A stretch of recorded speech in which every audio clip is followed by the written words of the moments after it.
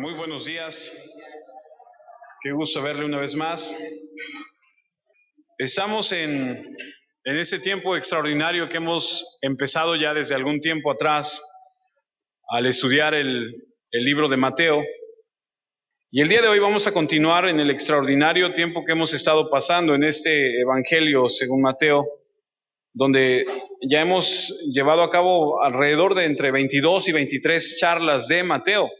Apenas vamos en el capítulo número 5, son 28, todavía nos falta un tiempo de recorrer en este libro. Ha sido de mucha bendición, creo yo. Y estamos en este punto, en el libro de Mateo, a donde está nuestro Señor Jesús, en lo que los estudiosos de la Biblia le han llamado las antítesis de Jesús, a donde Jesús rebate lo que le han dicho los religiosos de ese momento, a donde él se para después de lo que es el sermón del monte, en las bienaventuranzas más bien, a donde él le dice a la gente: has escuchado que te han enseñado tal cosa, pero yo te digo que las cosas son de esta otra forma. Y entonces Jesús está en este argumento con ellos, y hemos estado viendo cómo es que Dios, al hacer referencia a la ley, hemos aprendido cómo es que en ese tiempo, al igual que en este, debo decirlo, los hombres de ese momento creían que lo que se les había enseñado era de esa forma, y descubrimos que a través de la Biblia lo que Jesús les enseña es que les dice: habéis oído, pero yo les digo que las cosas son diferentes. Y es que ellos habían hecho un sistema de la ley, un sistema de la palabra, que le habían acomodado, habían bajado los estándares de Dios a tal forma que le habían acomodado a su conveniencia, y entonces estaban bien, porque decían cosas como que: pues yo no mato, yo no he matado a nadie. Pero Jesús llega y dice: bueno, no se trata solamente de asesinar a alguien, sino tan solo el hecho de que tú te enojes con un hermano, te has convertido en un asesino.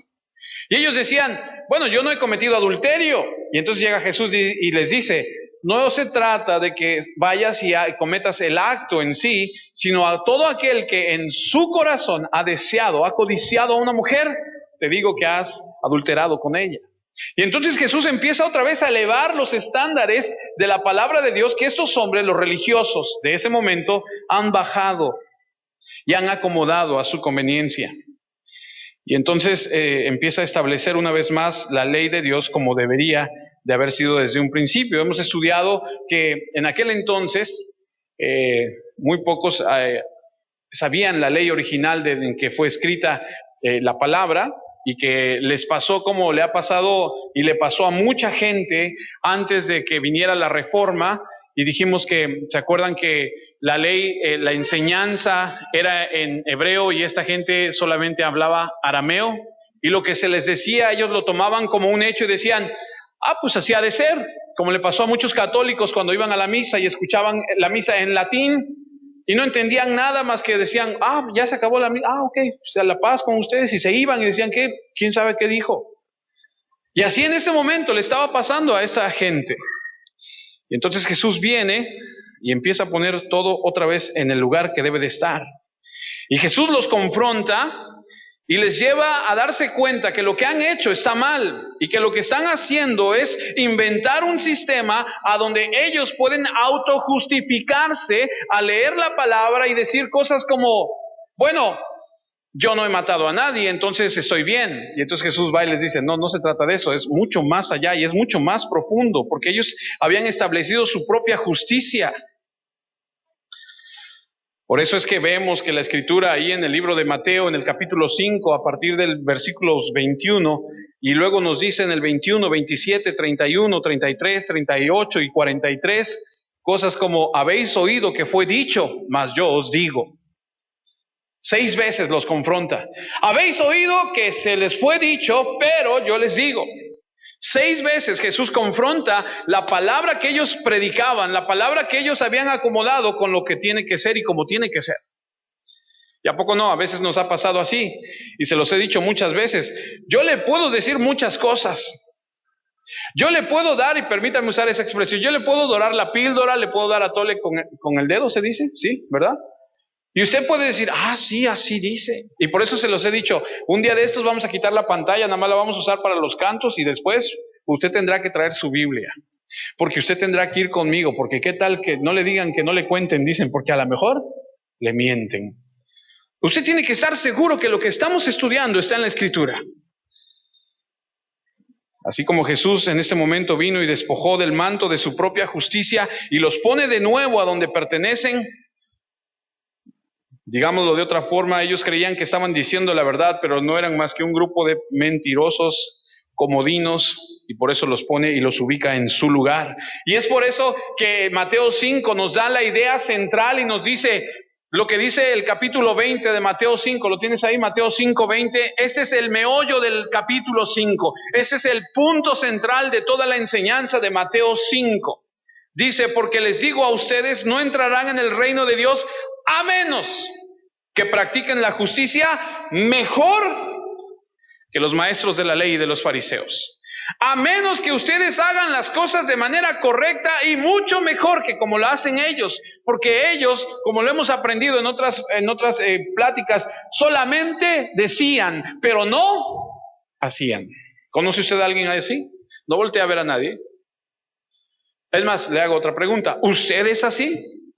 ¿Usted es de las personas que mucho dice, pero poco hace? ¿Cómo dice el dicho? Mucho ruido y pocas nueces, o algo así dice, ¿no? Dices mucho, pero haces poco. Y aquí dice el Señor Jesús, les digo a ustedes, no entrarán en el reino de Dios a menos que practiquen la justicia mejor que los maestros de la ley y los fariseos, porque el estándar de estas personas, los escribas y los fariseos, era demasiado baja. Era tan piadosa que de hecho estaban buscando, digámoslo así, como una vacante en la Trinidad. Ellos estaban seguros que hacían todo bien. ¿Conoces a alguien religioso que piensa que todo lo que está haciendo en su vida está bien hecho? No, que no cree que ha cometido ninguna falta. Ellos creían que cuando el Mesías llegara, les iba a decir, aquí está tu boleto VIP para que te vayas al cielo inmediatamente. Porque eres tan bueno. No, eres una cosa hecha a mano, vaya. Hay gente que así se siente. Gente que cree que Dios la hizo a mano. Se sentó, se tomó un café y la meditó media hora y dijo, me salió bien. Hay gente que piensa que levita 5 centímetros sobre el suelo y que, es una cosa extraordinaria. Pero Jesús viene y les dice, no, ustedes no pertenecen a mi reino. Mi norma es mucho más alta que la suya. ¿Quieres saber cuál es la norma de Dios para nuestras vidas? Espero te sorprendas. Mateo 5:48 nos dicta la norma de Dios para nuestra vida. Y está más clara que el agua. Sed pues vosotros perfectos, como vuestro Padre que está en los cielos es perfecto. Y entonces al leer eso y al analizarlo decimos, a ver, Jesús, ¿tú quieres que yo sea perfecto? Sí. Y yo le pregunto a usted, de los que estamos aquí, ¿quién es perfecto? No pregunté quién se cree perfecto, porque hay 1 o 2 por ahí que se creen perfectos, pero no pregunté eso. ¿Quién es perfecto? Y la respuesta es muy clara, y usted y yo lo sabemos. Nadie es perfecto. Y entonces, ¿por qué Jesús dice, sed pues vosotros perfectos como vuestro Padre que está en los cielos es perfecto? ¿Quién califica? Nadie. Nadie por sus propias fuerzas, nadie por su propio esfuerzo. Nadie porque se autojustifique o porque crea que está haciendo bien las cosas. Pero aquellos que nos humillamos, aquellos que reconocemos, aquellos que vamos delante de Dios y le decimos, si tú no haces algo en mi vida, no va a suceder nada. Si tú no haces algo en mi matrimonio se va a ir a la basura. Si tú no haces algo en mis hijos se van a perder. Esas son las personas que cuando se humillan y reconocen que no pueden alcanzar la perfección, entonces Jesús viene e imputa su perfección en nosotros. ¿Usted sabe lo que significa eso? Él da de su perfección a nuestra vida. Porque por nosotros mismos no podemos, por más que nos esforcemos. Así que la perfección que debemos tener para entrar en su reino no se puede alcanzar en nuestras fuerzas. Solamente se nos da cuando nos rendimos a Él y cuando Él trata con nosotros. Y de eso se trata todo este sermón, de llegar a entender que lo que ellos habían hecho no estaba haciendo absolutamente nada y que necesitaban un redentor. Así que el propósito de este sermón del monte es convencer a la gente del pecado, de la desesperanza, de lo absurdo que es su religión, de los logros humanos y de poder alcanzar la justicia de Dios al humillarse. El sistema judío que ellos impartían en ese momento no era otra cosa más que una hipocresía, como muchas religiones en el mundo. Dice el libro de Mateo, aquí mismo en el capítulo 15, versículos 7 y 9. Mateo 15, del 7 al 9, dice, hipócritas. Le está hablando Jesús a los religiosos y dice, hipócritas, bien profetizó de vosotros Isaías, cuando dijo, este pueblo de labios me honra, mas su corazón está lejos de mí. Ahora escuche lo que dice el 9, pues en vano me honran, enseñando como doctrinas, como palabra de Dios, mandamientos de hombres.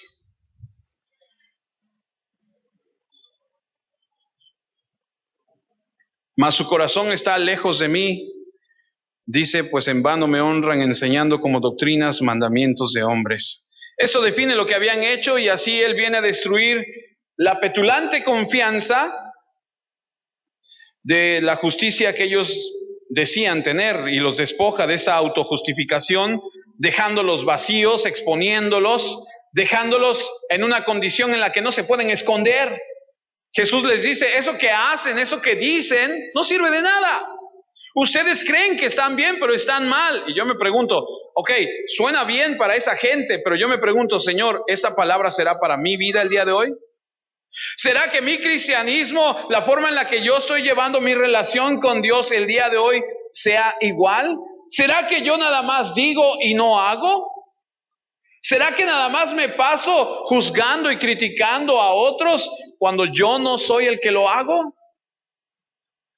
Cuando reaccionas y piensas en cosas así, o cuando tu mentalidad cambia y piensas de esta forma, dices, caray, se me hace que no estoy tan bien como pensaba. Y de esta forma es que llegamos al siguiente punto de la enseñanza de Mateo 5. Y ahora hablaremos de cómo Jesús confronta y les dice, ya les dijo del divorcio, ya les dijo del adulterio, lo hemos visto, ¿cierto? En semanas atrás. Ya les expuso y les dijo acerca del asesinato. Y hoy llega Jesús al capítulo 5 de Mateo, versículos 33 al 37, y ahora les va a exponer la forma en la que están hablando, los juramentos. ¿Conoce usted a alguien que dice y no cumple? No, de veras, hasta decimos, ¿verdad de Dios que sí? ¿A poco no? No, de veras, mañana, no, de veras, mañana, de veras, y hasta juramos, y por mi mamacita, y por no sé qué tanto. Vas a ver que sí, ¿y qué pasa? No pasa nada. Y tú dices, esto es tan viejo como la Escritura. Aquí Jesús los confronta y les dice acerca de lo que están hablando. Vamos al versículo 33 de Mateo 5. Además, está hablando Jesús, además dice, habéis oído, ese además quiere decir que viene de toda una enseñanza. Además habéis oído que fue dicho a los antiguos, no perjurarás, sino cumplirás al Señor tus juramentos.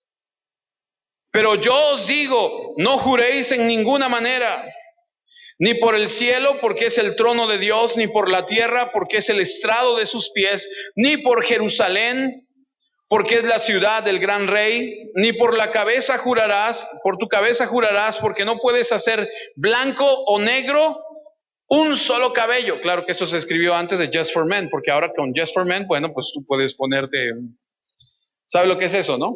O un Revlon, ¿no? ¿Cómo se llaman esas cosas, no? Versículo 37. Pero sea vuestro hablar sí, sí, no, no. Porque lo que es más de esto, de mal procede. Ahora, en este punto de la Escritura, veremos cómo Jesús enfrenta a los corazones mentirosos que están enmascarados por una supuesta justicia propia.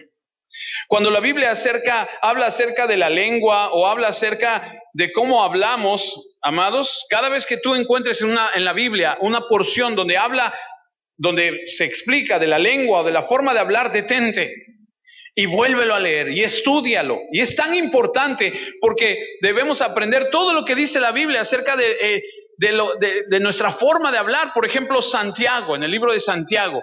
Hemos estudiado el libro de Santiago hace unos meses atrás y aprendimos que el hombre que es perfecto es aquel que controla su lengua. Aquel que puede controlar su lengua, dice Santiago, es un hombre perfecto. Y entonces decimos, caray, entonces no hay hombres perfectos. No hay hombres que controlen su lengua, porque no hay hombres perfectos. De hecho, Santiago dice, todos ofendemos muchas veces y de muchas formas. Todos. Es tan importante el aprender a controlar nuestra lengua. Alguien dijo que la lengua, por eso Dios la puso en la boca, detrás de unos dientes, como si fueran barrotes, como si fuera una cárcel, para que no se moviera por todos lados. Con la lengua tú puedes asesinar a alguien que está del otro lado del mundo. Con tan solo decir algo, ¡fum!, es como una saeta que vuela, una flecha que vuela y llega hasta donde tiene que llegar. Tan importante el tema de cómo hablar. Por eso es que Mateo 12, versículo 34, dice algo extraordinario y fuerte. Mateo 12, 34 dice, porque de la abundancia del corazón habla. ¿Tú quieres saber cómo es alguien? Escucha lo que dice. Escucha cómo habla, cómo se queja, cómo critica. Escucha lo que él habla, lo que él dice. Esa persona es lo que hay en su corazón. Esta misma escritura, nada más que en otra versión, dice lo mismo. Bueno, dice un poco distinto, pero escuche. Partida de víboras. ¿Cómo pueden ustedes hablar lo bueno siendo tan malos?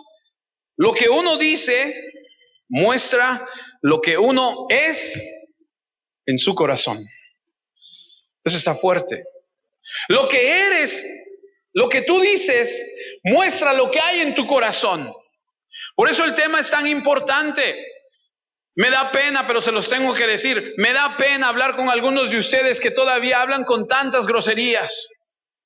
Algunos de ustedes que han pasado tiempo en el Evangelio, que conocen de Dios de muchos años, que parece ser que no han entendido que lo primero que cambia cuando uno llega a Jesús, ¿qué es? El corazón. El Señor cambia tu corazón, y si el Señor cambia tu corazón, amado, entonces lo primero que cambia como consecuencia es tu forma de hablar. Cristianos hablando con groserías no se distinguen de los demás. Cristianos hablando con maldiciones no son diferentes a los demás cuando hemos sido llamados a ser distintos, como dice la Escritura. Le he tenido que decir a algunos de ustedes, ¿por qué hablas así? ¿Por qué te refieres así?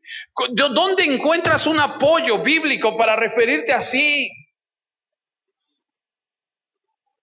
Mateo 15, 18 dice, porque lo que sale de la boca del corazón sale, y esto contamina al hombre.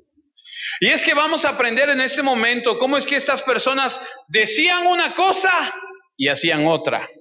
Y eso, ¿sabes qué? ¿Cómo se llama? Ser un mentiroso. ¿O no? Dices mucho, pero no haces. Y tú me puedes decir lo que quieras, pero a mí muéstrame con hechos lo que tú dices.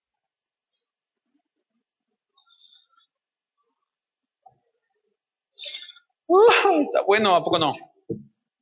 Bueno.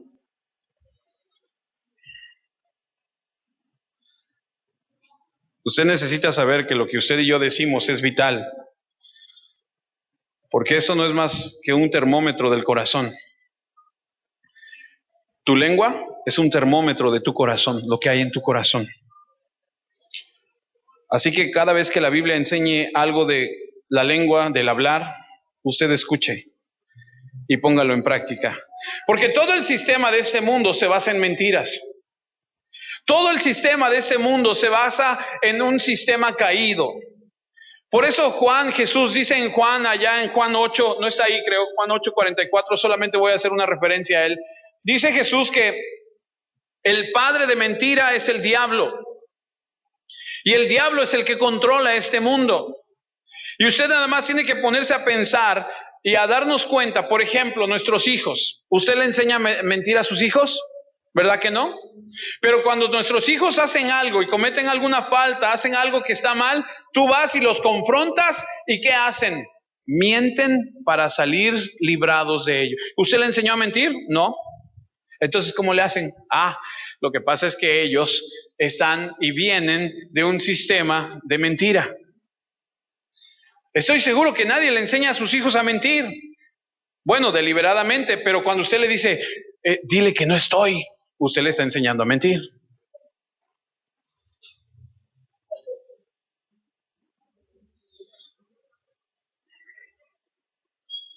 Así que en este mundo hay una brecha de credibilidad en todos.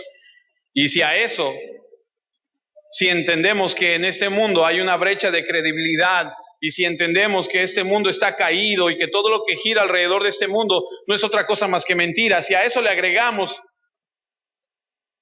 que todo alrededor es una fantasía, todo, la televisión, la música, las películas, todo. Estaba estudiando el tema y me estaba yo acordando de Adorable Mentirosa, de tantas cosas que vemos en la televisión, en las películas, de la música, de las revistas. ¿Alguna vez ha comprado algún producto que le dijo que iba a hacer algo y cuando usted lo compró y lo llevó a casa y lo puso, no hace lo que se le dijo que iba a hacer? ¿Cómo se llama eso? Mentira. ¿Has comprado algún carro que alguna vez te dijeron, no hombre, está re bueno, no hombre, ¿y qué pasa? ¿Se desviela a las 2 cuadras? Si a la brecha de credibilidad que existe en el mundo le agregas la fantasía que existe alrededor, te das cuenta que todo es irreal. Ves una novela y ves que la muchacha que vende las gorditas de la esquina, un día un galán que va en un carrazo se poncha y va y le pregunta y se enamora de él y ella de él de ella, y al rato ella ya es la María del Mar, y María del Mar se llama, ¿no? ¿Ves novelas? Ok, qué bien, ¿no? Antes de casarse, ok. O sea, es en serio, nos reímos, pero es en serio. O sea, tú ves las películas, tú ves las novelas y todo es irreal. Es un mundo de fantasía. Estaba leyendo el otro día un artículo muy interesante que decía que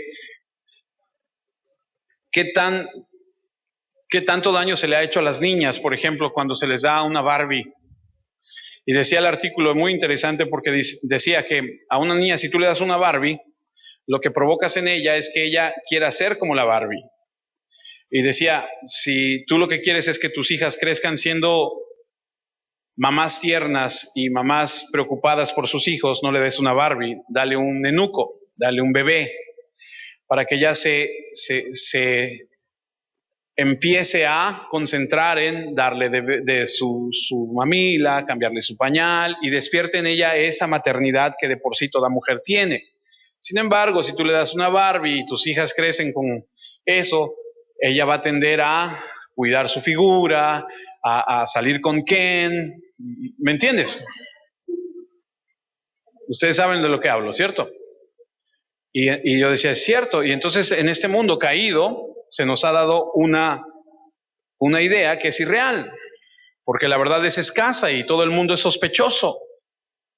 Todo el mundo es sospechoso. La gente de negocios, los vendedores, los empleados, los abogados, los médicos, los publicistas, los profesores, los periodistas, los escritores, los políticos, incluso los predicadores. Claro que hay sus excepciones, ¿verdad? Pero aún los predicadores. Y vivimos en una sociedad a donde hay una fabricación de una red, a donde se nos dice una cosa y se hace otra cosa,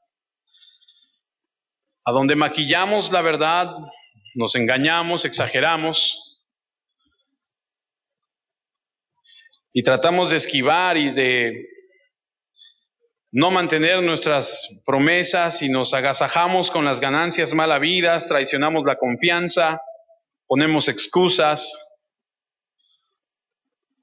decimos medias verdades, decimos mentiras blancas. ¿Sabe usted de lo que le hablo, cierto? Gente que compra y factura y no te sirve la factura, dámela, yo facturo, yo deduzco, yo... Ese es el mundo en el que vivimos. Así es la realidad. Pero ¿te imaginas cómo sería el mundo si dijéramos la verdad? ¿Sabes lo que pasaría si todo mundo dijera la verdad? Si un día todo mundo dijera la verdad, este mundo que conocemos se vendría abajo, porque está construido en un marco de mentira. Pero la verdad es que cuando estamos acostumbrados a mentir y cuando se nos confronta, donde tenemos que decir la verdad, nos cuesta tanto trabajo. Es difícil para la gente que ha vivido de esta forma. Y los rabinos, los maestros judíos, hasta ellos reconocían, decían, hay 4 cosas que te alejan de Dios y que no permiten que una persona esté delante de Dios. Y decían, una de ellas son los burladores. ¿Conoce a gente que se burla de la gente? Yo conozco gente que cuando alguien se cae, se tropieza, se pega, en lugar de correr y ayudarla a levantarla, se carcajean y ahí están, hasta chillan, pero no del dolor del otro, sino de la risa de que el otro se quemó las pestañas, ¿cierto? Dicen los rabinos que los burladores, que los hipócritas, que los que calumnian y los mentirosos no entrarán o no estarán delante de Dios.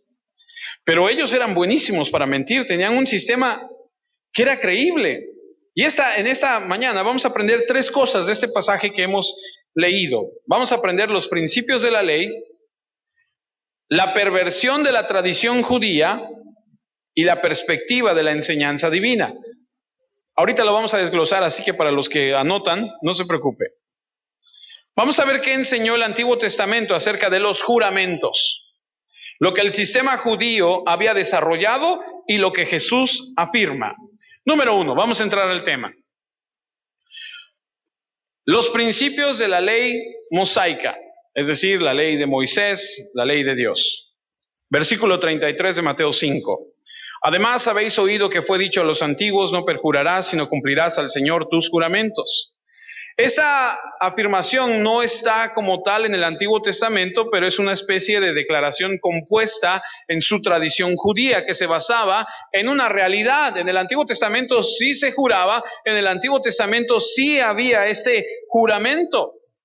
Y ahorita vamos a ver varios ejemplos de esto. Ahora, si usted analiza este versículo, dice, no perjurarás, sino cumplirás al Señor tus juramentos. Y básicamente estos dos son la misma cosa.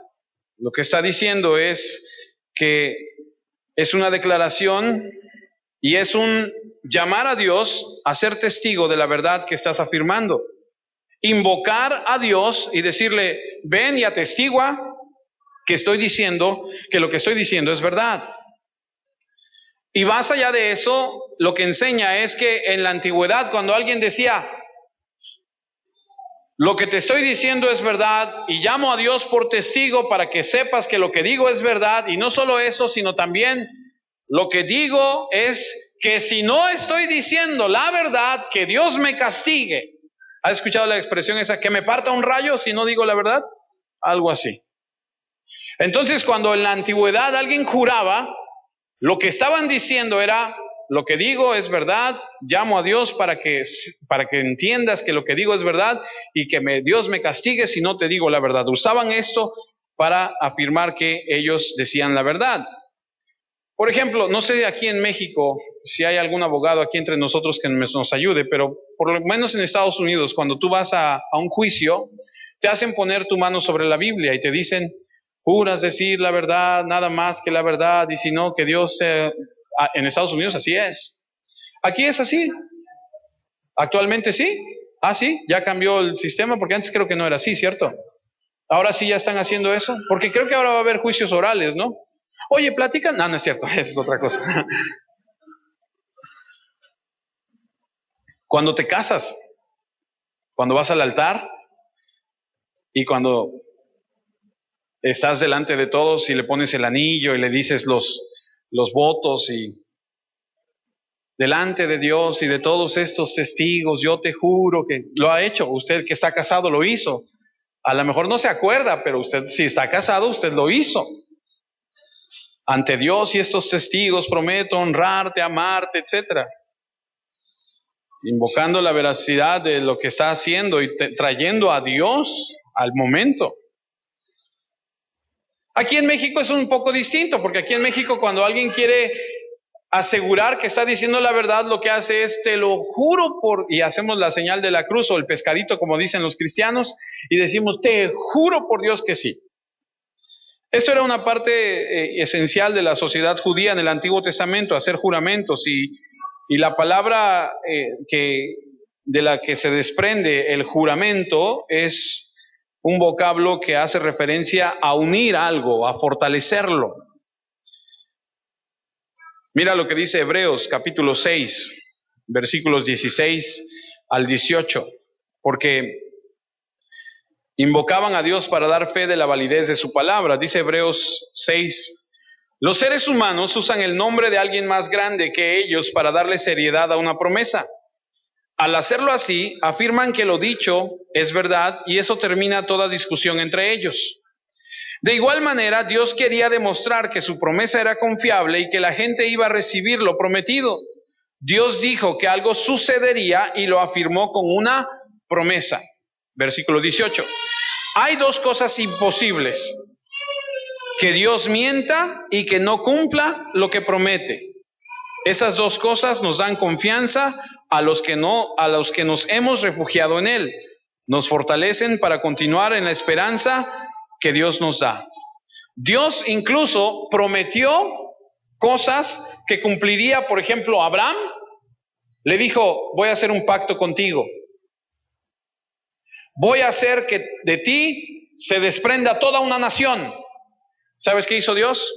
Lo llevó a un punto y le dijo, quiero que me partas en canal. ¿Ha visto los pollos rostizados que nos comemos los domingos que van así en canal, que están así en el, que los están, bueno, pues así en canal. Abrió dos animales o tres, no me recuerdo si son dos o tres, y los puso así, y un pasillo en medio.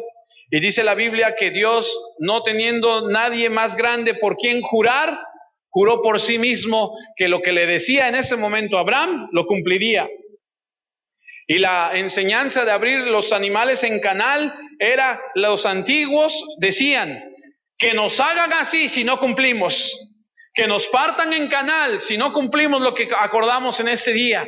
Ese era el recordatorio. Si tú hacías un trato y no lo cumplías, tenías que recordar que te iban a partir en canal por no andar cumpliendo lo que prometías. Y entonces Dios abre estos animales en canal y Él pasa por en medio y Abraham solamente ve, y es por eso que dice aquí en Hebreos que el Señor prometió y nos dio esa promesa. Y es que desde los primeros tiempos, los hombres cuando hacían un trato, ¿se acuerdan que nos enseñaron los abuelitos que decían, antes, tan solo con decir, te doy mi palabra, la gente cumplía? Ahora no, ahora es papelito. Y ahora ya ni el papelito habla, porque ahora puedes firmar lo que quieras. Vas a Electra, sí, y tú firmas, ¿no? Ya, ay, que me alcancen, a ver dónde me encuentran.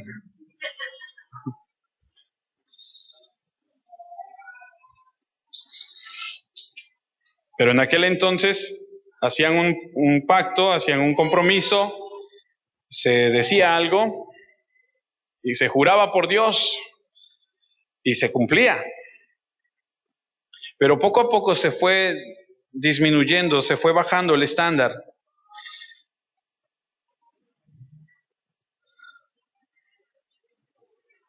Génesis 24, creo que no lo tengo, ¿sí?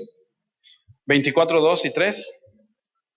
Abraham quiere encontrarle a su hijo, a su nene, una esposa. Allá en Génesis 24, y entonces Abraham toma a uno de sus siervos más antiguos, a sus criados, y le hace jurar. Y dice así, Y dijo Abraham a un criado suyo, el más viejo de su casa, que era el que gobernaba en todo lo que tenía: pon ahora tu mano debajo de mi muslo, y te juramentaré por Jehová, Dios de los cielos y Dios de la tierra, que no tomarás para mi hijo mujer de las hijas de los cananeos entre los cuales yo habito. Y en la antigüedad vamos a ver 3, 4 ejemplos que juraban e invocaban a Dios en el juramento para que tuviera validez. Y entonces Abraham le dice a este hombre: te voy a tomar juramento de que lo que te estoy pidiendo me lo vas a llevar a cabo. No quiero que traigas una mujer o no permitas que mi hijo se case con las mujeres que están alrededor de nosotros. Quiero que vayas y consigas una mujer allá del país de donde yo vengo y me traigas una de aquellas para que se case con él. No quiero que se mezcle con esta gente. Y entonces dice: te voy a tomar juramento delante de Dios. Y entonces metían a Dios en eso.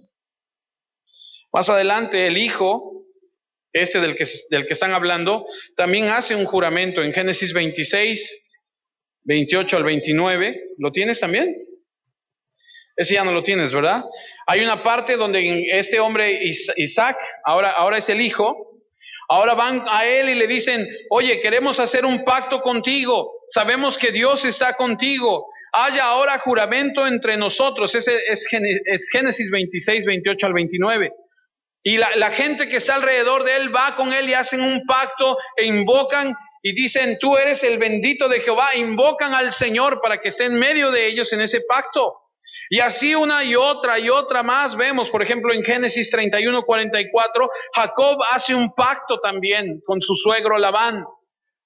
Génesis 31, 44, este hombre otra vez invoca a Dios, y lo que está pasando es que los hombres traen a Dios cuando hacen un juramento diciendo: voy a cumplir con lo que digo. Pero el problema es que cuando Jesús confronta a los religiosos, les dice: ustedes nada más están jurando por jurar, no cumplen.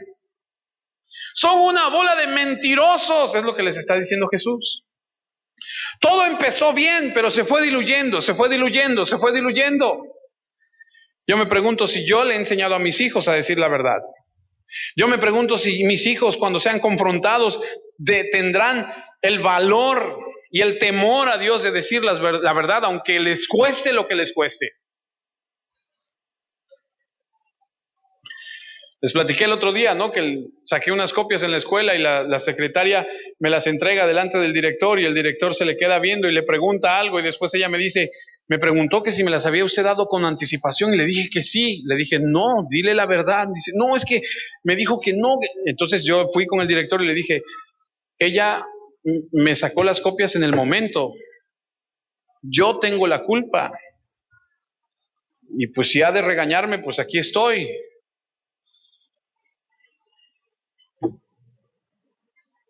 ¿Qué pude haber dicho? Me pude haber quedado callado, pero le he dicho a la secretaria que soy pastor. ¿Con qué cara le predico si me doy vamos a mentirle?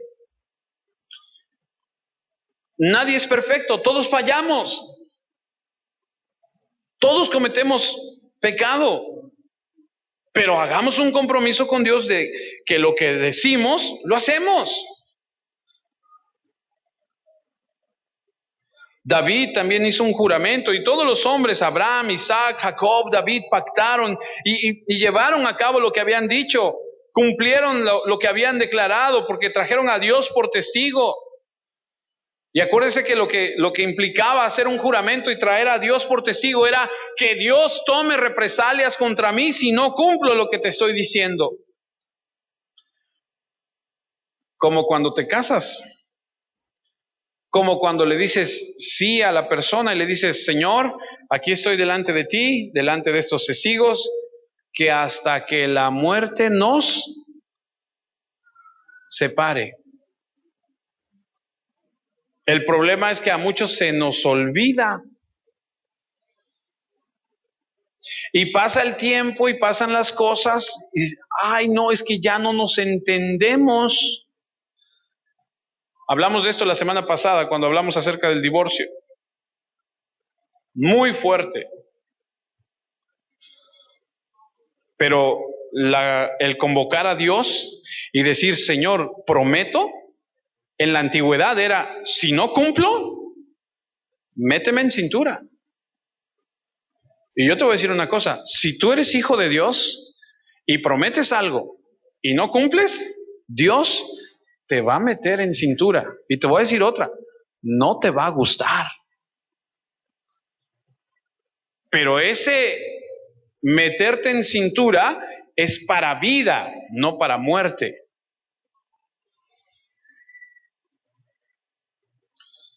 Números capítulo 30, versículo 2 dice, cuando alguno hiciere voto a Jehová o hiciere juramento ligando su alma con obligación, no quebrantará su palabra, hará conforme a todo lo que salió de su boca. En otras palabras, Dios está diciendo, si juraste, cumple. Por eso si te vas a casar, hasta que la muerte los separe. Yo le digo a mis hijas que ya se casaron, ¿ya te casaste? Decía mi abuela, ya te amolaste, ahora ahí te quedas. No es que no, naranjas y limas, ni más y limones. Ya lo demás no lo canto porque ya no. Si tú das tu palabra, si tú dices va, si es sí, dice la Biblia, sí, que tu sí sea sí y que tu no sea no. ¿Conoce a alguien que no se sabe negar? Que vas y le dices, oye, sí, y él sabe que no va a cumplir, él sabe que no va a poder llegar o no va a poder cumplir, pero no puede decir que no, no sabe, no tiene el carácter para decirlo. Yo era así. Y le decía sí a todos y a todo. Y Dios tuvo que tratar conmigo y me tuve que dar de topes en la pared muchas veces. Hasta que aprendí que no a todo le tienes que decir que sí. Ay, hay una enseñanza increíble en Mateo 26. ¿Se acuerdan cuando Jesús le dice a Pedro, Pedro, antes de que el gallo cante 3 veces me vas a negar? ¿Se acuerdan? Y Pedro dice, no, yo iré contigo hasta la cárcel, hasta la muerte. Ajá, ok, vamos a ver. Mateo 26, 69. Pedro estaba sentado fuera en el patio y se le acercó una criada diciendo, el contexto de esa historia es que a Jesús ya lo arrestaron. Ya lo llevaron, ya está ahí Jesús, y Pedro, que es el único que no corre porque todos los demás corren, se acerca y ahí anda viendo, así como que no queriendo, anda viendo a ver qué está pasando, y de repente ya están allí y Pedro estaba sentado afuera en el patio y se le acerca una criada diciendo, tú también estabas con Jesús el Galileo. Mas él negó, dice delante de todos diciendo, no sé lo que dices. Se levantó, se fue, dice, saliendo él a la puerta, le vio otra y dijo a los que estaban ahí, también este estaba con Jesús el Nazareno. Pero él negó otra vez ¿con qué? Con juramento. Ok, aquí Pedro ya, no nada más ya mintió una vez. Aquí Pedro va a mentir 2 veces y lo más grave de mentir en esta ocasión es que con juramento. Ahora, con juramento para los judíos es invocar a Dios y decir, Dios es mi testigo que lo que digo es verdad. Oye, Pedro, te estás volando la barda, viejo. Porque no solamente estás mintiendo, sino ya estás metiendo a Dios en la situación. Y dice aquí que él negó con juramento, no conozco al hombre. Versículo 73, un poco después, acercándose los que por ahí estaban, dijeron a Pedro, verdaderamente también tú eres de ellos, porque aún tu manera de hablar te descubre. Entonces, él comenzó a maldecir y, otra vez, a jurar, no conozco al hombre. Y enseguida cantó el gallo. Ahora, debo confesarle que yo siempre creí que cuando dice que empezó a maldecir y a jurar, yo dije, no, le salió lo jarocho, le salió lo albadoreño, le salió lo pescador y empezó a dar como tulipán a veces. Pero no, resulta, cuando empiezas a estudiar y te das cuenta, cuando dice aquí que él empieza a jurar, lo que hace es empezar a decir, invocar a Dios y empezar a decir, que me parta un rayo si lo que digo no es verdad, juro por Dios que es mi testigo, que no conozco a ese hombre. Eso es lo que dijo. Y no solamente mintió, sino invocó a Dios y dijo que me parta o que me vaya muy mal, que Dios me tome cuentas si lo que estoy diciendo es mentira. Y tú y yo sabemos que estaba mintiendo. Por eso es que sabemos que cuando después leemos, él lloró amargamente. Por eso le pegó tanto. Yo creo que ninguna de sus lágrimas pudo nunca lavar el alma, de su alma, la memoria de esas mentiras. Así que los juramentos no eran raros. Era algo que se hacía en ocasiones especiales y lo encontramos en el Antiguo Testamento, en el Nuevo Testamento. El problema es que muchos hacían juramentos por cosas tontas. Yo no sé si usted está familiarizado, pero hay una historia en el Antiguo Testamento de cuando Josué recibe instrucciones, entra a la tierra prometida y Dios le dice, no hagas pacto con nadie. Destrúyelos a todos, expúlsalos a todos. Y Josué no hace caso, hace un pacto con unas personas que se llaman los Gabaonitas. Estos Gabaonitas son bien truchas, porque cuando ven que ya viene Josué con todo el pueblo, dice que se preparan, se ponen ropas sucias, rotas, y ponen en sus mochilas, donde se guarda el agua. Cántaros, pero tiene su nombre en la Biblia. Cantinfloras, ese ya es más moderno, pero bueno, aljabas, ¿no? ¿O cómo se llama? Bueno, donde va el agua, ¿no? Y va roto y los están rotos y el pan enmohecido y llegan y donde están Josué le dicen, Josué, hemos oído de ustedes y venimos de un lugar muy lejos. Mira, nuestra ropa está toda sucia, está toda rota. Y Josué entonces empieza a escuchar lo que les dicen y le dicen, por favor, no nos mates, por favor, júranos que no nos vas a hacer daño. Y Josué dice, ok, está bien, les juro, esa no era la instrucción, y les dice, ok, les juro que no les haremos daño. Y ya cuando juran dicen, ok, venimos de aquí a la vuelta. Lo puedes leer en Josué 9. Y entonces Josué se jala los cabellos y dice, no puede ser.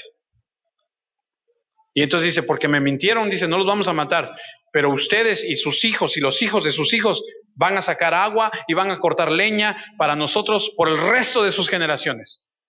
O sea, van a ser nuestros esclavos. Y aquellos dicen, va, no hay bronca, nada más no nos mates.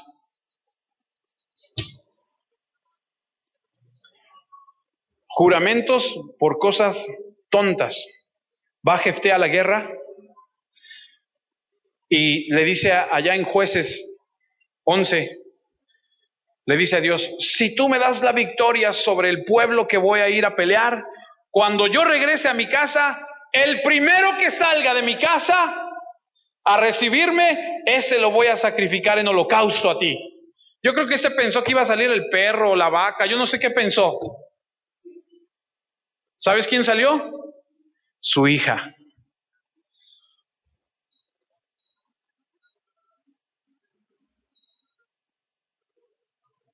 Promesas, perdónenme, estúpidas. Gente hablando cosas sin sentido. El rey Saúl dice, que sea maldecido el que coma antes de que yo regrese con la victoria. Y su hijo no escucha. Su hijo no escucha esa maldición. Y el chamaco tiene hambre y de repente van caminando y ve un panal tirado y lo pica con la lanza y lo mete a la boca y empieza a comer la miel. Y entonces todos dicen, ¿y qué pasó? Es que tu papá dijo que maldito fuera el que comiera antes de que regresáramos con la victoria.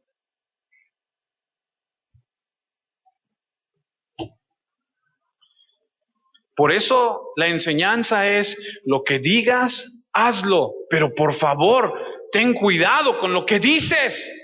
Por eso cuando vas al altar y dices, sí, acepto, Señor, acepte para el resto de su vida. Mujer, aguántese, busque al Señor, doble su rodilla, pidan perdón, acéptense, eso y muchas otras cosas. No estoy enojado, solo que me emociono. El rey Herodes está contento en su fiesta y la hija de Herodías, que es en un tiempo fue su cuñada y ahora ya es su mujer, y bueno, es todo un show ahí.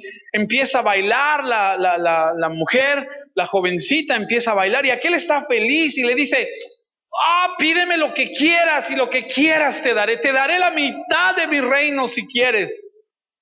Y entonces la chamaca, no sabiendo qué pedir, va con la mamá y le dice: ¿qué le pido? Y la mamá, como traía, perdónenme la expresión, atravesado a Juan el Bautista, porque cada vez que la veía le decía: estás en pecado porque estás con el que era tu cuñado y ahora es tu marido, tú eres mujer de su hermano. Y bueno, entonces aquella, como está tan enojada, le dice a su hija: pídele la cabeza de Juan el Bautista. Y va y le dice: quiero en una charola la cabeza de Juan el Bautista como regalo por el baile que te hice, que te gustó tanto. Y dice que el rey Herodes sintió un pesar en su corazón, pero ya lo había hecho, ya lo había dicho, y mandó a que le cortaran la cabeza a Juan el Bautista. Deuteronomio 6:13: a Jehová tu Dios temerás y a él solo servirás, y por su nombre jurarás.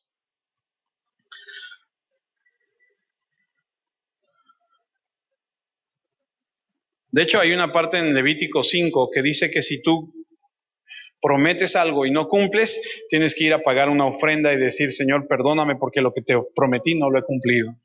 O sea, era algo serio. El Salmo 15, versículo 1, esto está impresionante, escuche con atención. Salmo 15, versículo del 1 al 4, Jehová dice: ¿quién habitará en tu tabernáculo? ¿Quién morará en tu monte santo? El que ande, va a empezar a decir quién va a estar en el monte santo de Dios. El que anda en integridad y hace justicia y habla verdad en su corazón. El que no calumnia, dice con su lengua, ni hace mal al prójimo, ni admite reproche alguno contra su vecino. Aquel a cuyos ojos el vil es menospreciado, pero honra a los que temen a Jehová. El que aún juramenta, bueno, aquí dice jurando, en daño suyo, no por eso cambia.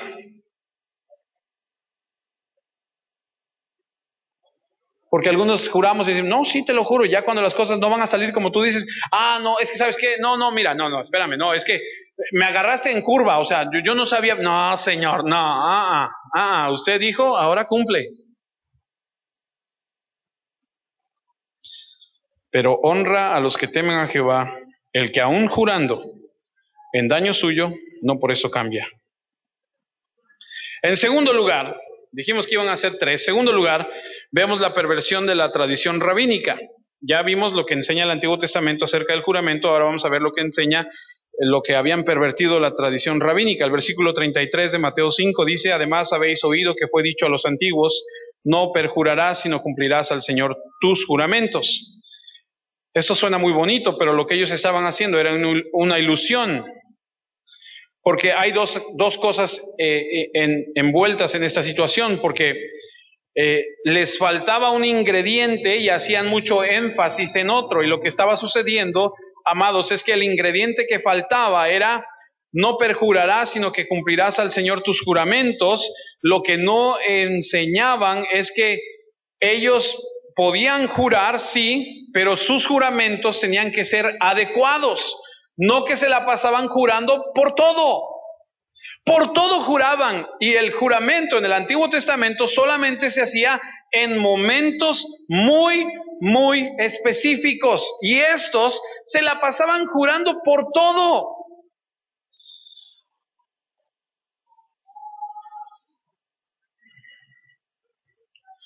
Otra de las cosas que estaban mal, que estaban haciendo, es que hacían un énfasis fuera de lugar.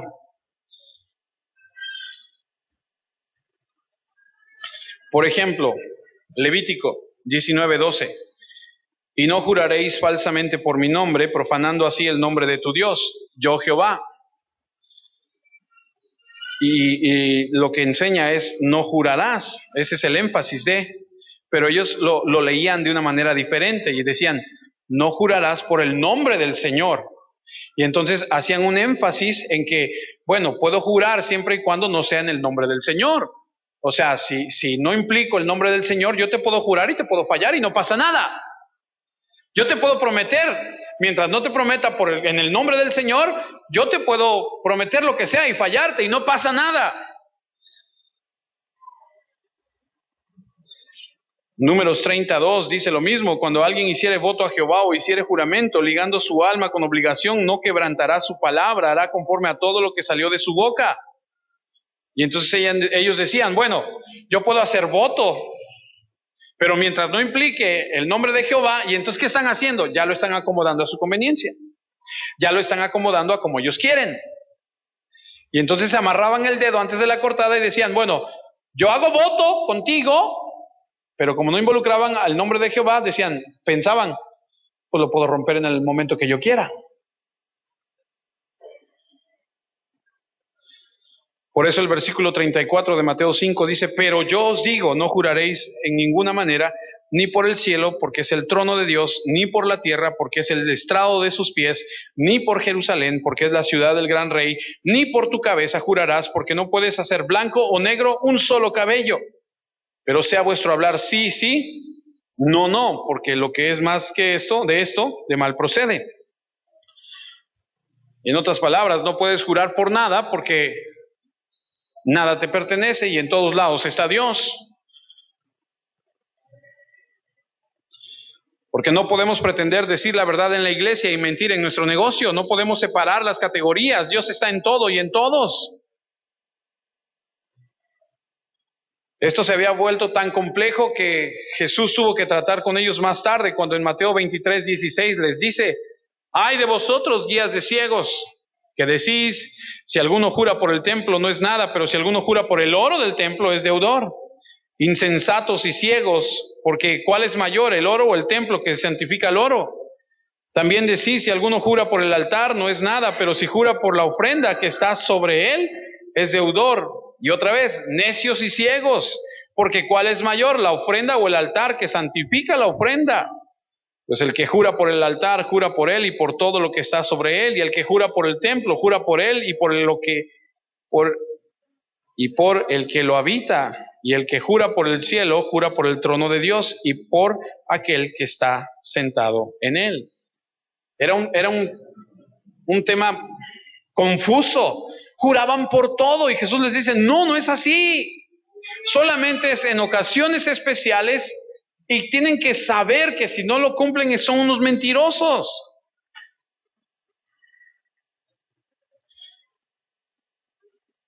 Un gran teólogo de hace algunos años atrás escribió algo que me gusta y que dice así, aquí hay una gran verdad eterna. La luz no puede ser dividida en compartimientos de los cuales Dios está involucrado, no está involucrado.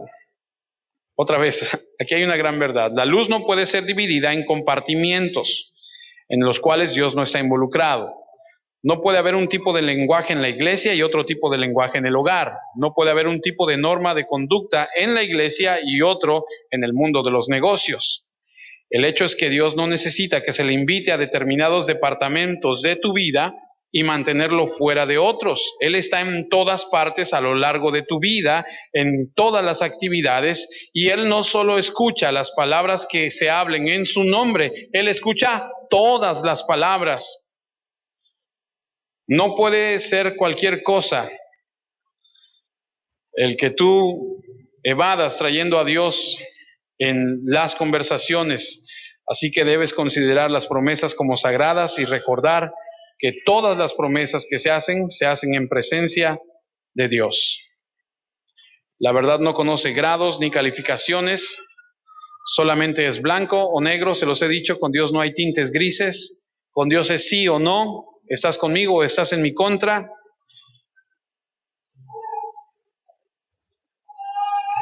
Wow. Las verdades a medias son mentiras completas. Proverbios 12:22, los labios mentirosos son abominación a Jehová. El Salmo 58:3, se apartaron los impíos desde la matriz, se descarriaron hablando mentira desde que nacieron. Wow. Y el punto número 3, ya vamos a terminar. Vimos el principio de la ley mosaica, la perversión de la tradición judía, y ahora llegamos a la perspectiva divina. ¿Cuál es la enseñanza de Jesús aquí? El versículo 34 lee otra vez: pero yo os digo, no juréis en ninguna manera, ni por el cielo, porque es el trono de Dios, ni por la tierra, porque es el estrado de sus pies, ni por Jerusalén, porque es la ciudad del gran rey, ni por tu cabeza jurarás, porque no puedes hacer blanco o negro un solo cabello. En otras palabras, escuche, no es que Jesús esté prohibiendo jurar, porque Él mismo juró, Él mismo hizo un juramento, lo leímos en Hebreos 6, y no solamente Él, sino también Pablo en Romanos 9:1, los que estudiamos Romanos los miércoles, lo acabamos de leer, Romanos 9:1, Pablo dice: yo a la verdad en Cristo no miento, el Espíritu Santo da testimonio de mí. ¿Qué está haciendo Pablo? Está invocando a Cristo y está trayendo a la presencia al Espíritu Santo, diciendo: ellos son mis testigos de que lo que digo no miento. Entonces Jesús no es que esté diciendo que no debes jurar por nada. La enseñanza es solamente en momentos especiales es que puedes tomar a Dios como tu testigo y dar una promesa, y es todavía más allá. Si tú dices que vas a hacerlo, tienes que hacerlo.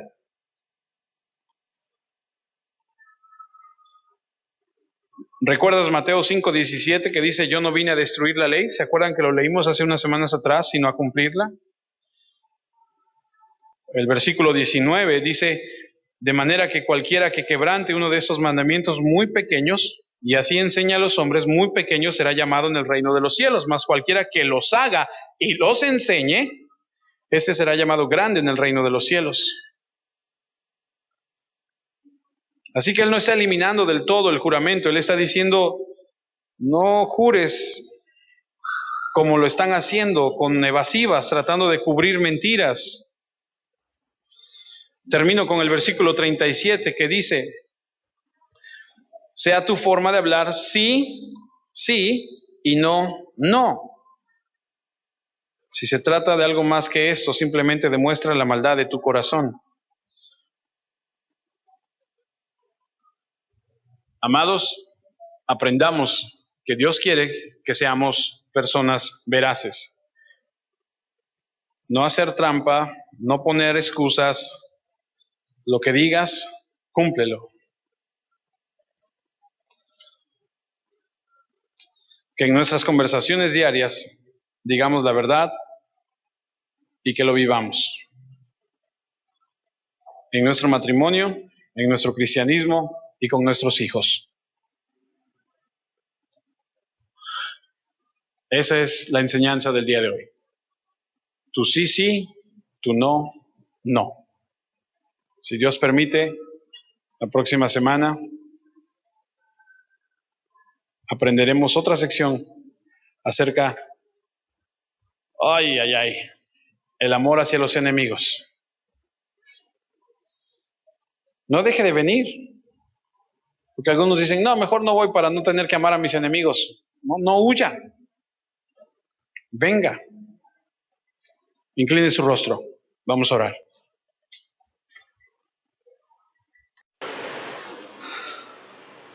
Señor, al ser expuestos a tu palabra, nos damos cuenta de tantas cosas, Señor, en nuestra vida. Cosas, Señor, que reconocemos que tienes que seguir trabajando en nosotros. Te agradezco tanto porque nos permites meditar tu palabra, escucharla. Oro porque nos permitas atesorarla y vivirla. Oro porque hagas en nosotros, en cada uno de nosotros, un cambio profundo, significativo, que nos lleve a vivir la vida que quieres que vivamos. Perdónanos por los pecados que hayamos cometido, al mentir, al decir y al no cumplir. Perdónanos cuando incluso nos hemos atrevido a involucrarte en esa promesa que no hemos cumplido. Ayúdanos a ser personas veraces, reales, auténticas, sinceras. Gracias por este tiempo de enseñanza, gracias por la vida de cada familia aquí representada. Oro porque los matrimonios sean fortalecidos, porque las heridas sean sanadas y porque tú seas exaltado.